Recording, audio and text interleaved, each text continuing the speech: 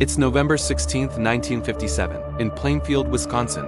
The morning should begin with a familiar sound, the bell, over the door of the local hardware store.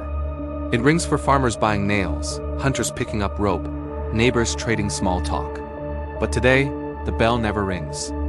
Inside the store, the cash register is open. The receipt tape hangs loose, as if someone stepped away mid-transaction. Outside, a truck idles in the cold. And behind the counter, there's no one.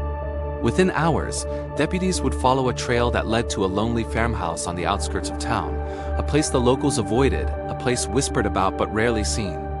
What they found there would shatter the idea that evil only lives in big cities, and would turn a quiet Wisconsin county into the epicenter of one of America's most disturbing investigations. Plainfield, Wisconsin, population barely over 600 in the 1950s, is the kind of place where everyone knows your name and your family history. It's a farming community shaped by routine, faith, and the belief that the world beyond the fields is far away.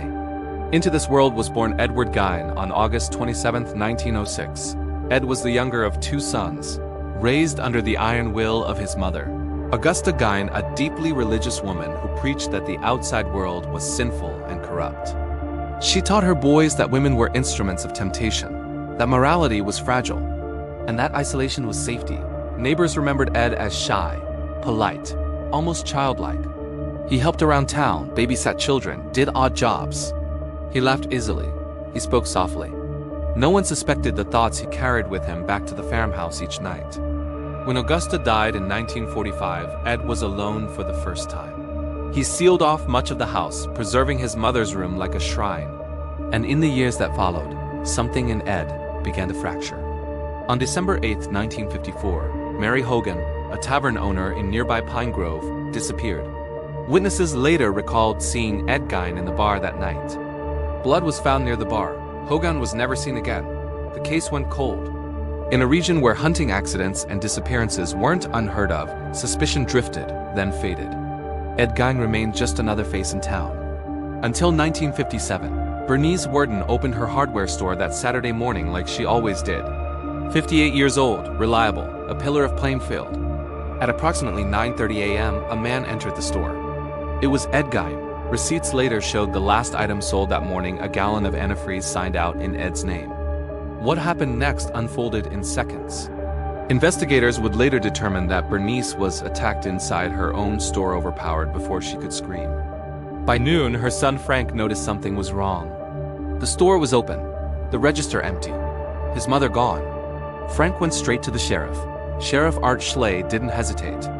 He knew who Ed Gein was, and he knew the old farmhouse sat alone, miles from town. As the squad cars pulled up to the property, the house loomed dark, silent, surrounded by junked cars and rotting sheds. What officers discovered outside first was enough to stop them cold. In an outbuilding, they found the body of Bernice Worden. The scene was unlike anything they had encountered in their careers. Inside the farmhouse, the investigation turned into a descent. Investigators found items fashioned from human remains, objects made not with haste, but with intention. Lampshades, furniture, keepsakes, evidence that graves and local cemeteries had been disturbed. Ed Gein was arrested that night at a local grocery store where he was calmly shopping. Under questioning, Ed spoke freely but without emotion. He admitted to killing Bernice Worden. He implicated himself in the disappearance of Mary Hogan. He described visiting graveyards under cover of darkness. The farmhouse became a crime scene for weeks, each discovery more unsettling than the last. The nation watched in disbelief as details emerged. Headlines screamed, radios buzzed. America struggled to understand how such horrors could exist in a man who looked so ordinary. Ed Gein was charged with murder. But when psychiatrists evaluated him, their conclusion was immediate and unanimous.